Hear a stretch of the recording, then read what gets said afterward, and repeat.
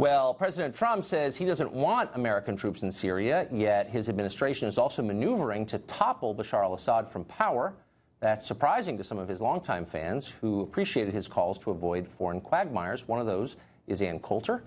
She joins us now. Ann, it's nice to see you tonight. So what Washington is very focused on this and other foreign policy questions. What should people who've supported the president from the beginning think of what's happened in the last week? Well, I knew there was going to be massive pushback for everything Trump proposed to do on immigration. I didn't realize that the pushback would be as strong for not starting pointless wars. You would think that would be one of the simplest things to do. But it's been interesting watching so many of these generals, I mean, straight out of Dr. Strangelove, pushing for war with Syria, war with Russia, war with North Korea.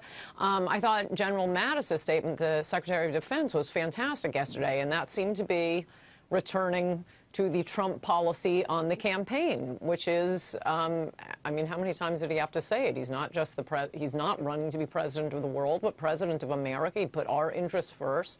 And yeah, it's very hard to explain this Syrian attack. It is certainly not a vital national security interest.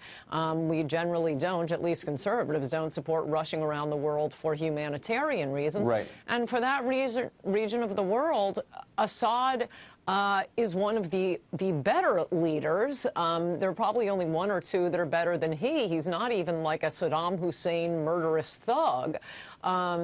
He helped us after 9/11, giving us intelligence. It's a very strange thing we've done here, and I feel like it is such a departure from what Trump said on the campaign trail and in 2013 on his Twitter feed. Right. No, that's all true. To be fair, he did say yesterday, unequivocally, we're not sending troops to Syria, which I think was reassuring to some people.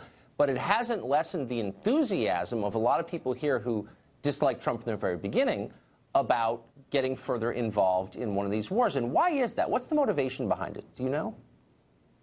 Well, for the left and therefore the media, I think it is identical to their motive for wanting to dump the entire third world on our country. They want to destroy America. We're the greatest country in the world, but if we keep going to war and sending our best Americans to these wars. I mean, I know it's kind of a cliche, but it's not the graduates of Horace Mann going off to do the fighting. It tends to be more the West Texas American men doing the fighting. And apparently now under our new rules, 14-year-old girls, but it will deplete this country if we keep doing these wars. And I'd also point out, as I do in today's column, it's always destroyed presidents, and it has never helped the country we claim we're trying to help. We think we're removing a strong man, and, oh, we're helping the people get out from this brutal dictator. Well, then the new tribe comes in, and they're always much more brutal than the last tribe,